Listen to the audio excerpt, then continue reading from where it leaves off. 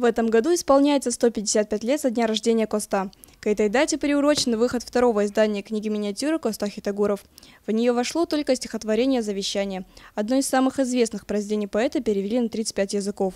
Несмотря на небольшой размер книги, она величиной с человеческую ладонь. Работа над изданием велась почти год и проходила в несколько этапов. Составитель привлекла к работе представителей факультета международных отношений Северо-Осетинского госуниверситета и коллег из национальных библиотек соседних республик. У меня такое приятное впечатление от того, насколько действительно любим, почитаем Коста в России, вне зависимости от того, на каком он языке говорит.